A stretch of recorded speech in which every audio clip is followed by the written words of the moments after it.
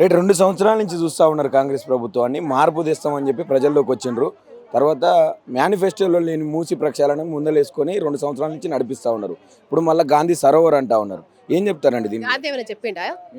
గాంధీ వచ్చి నా కళలకు వచ్చి చెప్పిండా? గాంధీ లేకుంటే వాళ్ళ కుటుంబాలకు చెప్పకుండా రేవంత్ రెడ్డికి చెప్పిండా? ఎవరు చెప్పిండ్రు? ఎవరు చెప్పిండ్రు మీకు?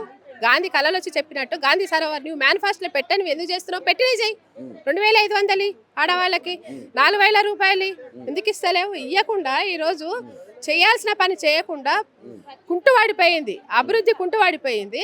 నిన్ను ఎవరు చేయమంటున్నాడు? నీకు చాతగాని పాలన, పేదల ప్రజల ఇండ్లు కూలగొట్టుకుంటూ నువ్వు మానస సరోవర్ కట్టి గాంధీ కూడా నిన్ను అసహించుకుంటాడు. నిజంగా ఆయన ఆత్మ ఉంటే వాళ్ళందరి ఉసురు తీసుకుంటూ నీ విగ్రహం పెడితే నీకు ఏం మంచిగా అవుతుంది?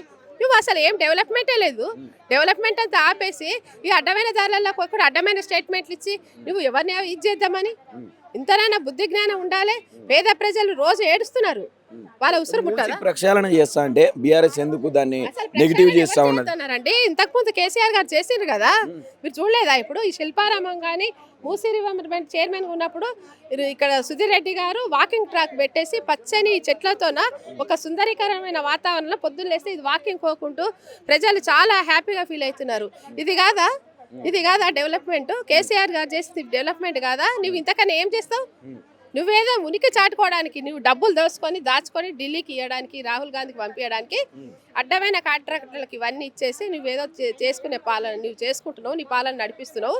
కానీ మేమందరం ఊరుకోము, మేమంతా తిరగబడి కొడతాం. నేను చెప్తున్నా, రేవంత్ రెడ్డి నిజంగా చెప్తున్నా. పాలమూరులో పుట్టిన అంటాడు, పాలమూరు వాళ్ళు కూడా సిగ్గుపడుతున్నారండి. పాలమూరి ఇంత దరిద్రుడు ఎవరు లేరు అక్కడ, నలమల్ల బిడ్డని అంటాడు. కానీ చెప్పుకోవడానికి కూడా అనర్హుడు. ఎందుకంటే ఎవ్వరు కూడా ఇట్లాంటి ఆ పేద ప్రజలను బాధ పెట్టుకుంటూ ఎవ్వరు కూడా బాగుపడ్డోడు లేడు ముఖ్యమంత్రిగా. ఆ ఉసురు వాళ్ళకి తాకుతుంది. ప్రజల ఉసురు తీసుకుంటూ నేను ముఖ్యమంత్రిని అయినా ఎవరు అడిగినరు? నిజంగా చెప్పాలంటే చాలా బాధ అనిపిస్తుంది. ఇప్పుడు ఒక ఆయన ఏడ్చిండు, నిండు గర్భిణి ఇంట్లో ఉన్నప్పుడు ఇల్లు కూల్చేసి. నిజంగా చెప్పండి, అది ఎంతవరకు కరెక్ట్? మీరు చెయ్యండి డెవలప్మెంట్. ప్రజలు కూడా కాలంలో ఖమ్మం వీడియోలు తిరుగుతూ ఉన్నాయి. ఖమ్మం గురించి నేషనల్ వైడ్ గా కూడా మాట్లాడుతూ ఉన్నారు. ఎట్లా అనిపిస్తా ఉన్నది అదంతా చూస్తాం? చాలా నిజంగా అంత దౌర్జన్యం. ఇంట్లో నుంచి బయటికి లాగి ఖమ్మంలో అయితే నిజంగా చెప్తున్నా, ఎంత కష్టపడి ఈఎంఐల మీద పైసా కూడా కట్టుకుంటూ నిజంగా ఎవరికైనా సొంత ఇంటి కళ.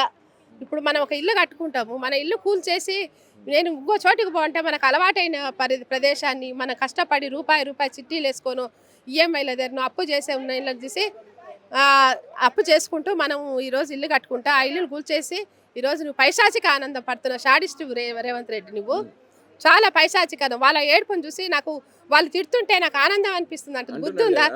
బుద్ధి ఉందా ఇంతనన్నా? నువ్వు ఇంత షాడిస్టువా, ఇంత పైశాచికమైన సైకో పాలన ఎవరిదన్నా ఉందంటే అది ఖచ్చితంగా రేవంత్. తిడుతుంటే నాకు ఒక సాడిస్టిక్ ప్లెజర్ మంచిగా అనిపిస్తా ఉన్నది. అబ్బా భలే తిడుతురు అని చెప్పి మాట్లాడుతూ ఉన్నాడు రేవంత్ రెడ్డి. ఏమనిపిస్తుంది అట్లా ఆ వ్యాఖ్యలు విన్నప్పుడు? చూడండి, నిజంగా సైకోనే, షాడిస్ట్ కాకపోతే ఇది నిజంగా ఎవరైనా ఆడపిల్ల ఏడుస్తుంటే ఆనందపడేటోని ఎవరైనా మనిషి కిందికి పోలుస్తారా? పిల్లి అంటే నీకు ఆడవాళ్ళు పిల్లులాగా కనిపిస్తున్నారా? బిడ్డ, నేను రేవంత్ రెడ్డి చెప్తున్నా, నీ పిల్లి కాదు పులిలాగా విజృంభిస్తే నువ్వు అన్నావు చూడు, సమ్మక్క సారలమ్మ లాగా తిరగబడి నిన్ను కొట్టిందే కొడతాము. నిన్ను ఆడవాళ్ళు ఓటు వేయకపోతే అది నడవదురా బై. నువ్వు ఈరోజు గద్దెని ఎక్కినావంటే ఆడవాళ్ళు ఓటేస్తున్నావు, ఎక్కినావు. పిల్లి అని అంటావా? ఆడవాళ్ళు పిల్లి శాపని అర్థాలా? కొడుకా నువ్వు అనుకుంటున్నావు. నువ్వు మళ్ళీ వాళ్ళ పాలముల పడ్డదాకా పోవాలి, కొడంగల పడ్డదాకా పోవాలి. ఒకసారి బుద్ధి చెప్పిండ్రు, ఇది లగచర్లలాగా నిన్ను తరిమేస్తారు సిగ్గులేనోడు కాబట్టి పిల్లి శాపని అర్థాలు అంటున్నారు. పులిలాగా విజృంభించి నిన్ను తరిమి కొడతారు. ఫైనల్ గా అసలు డబ్బులు లేవు ప్రభుత్వం దగ్గర అని చెప్పి మాట్లాడుతూ ఉన్నాడు.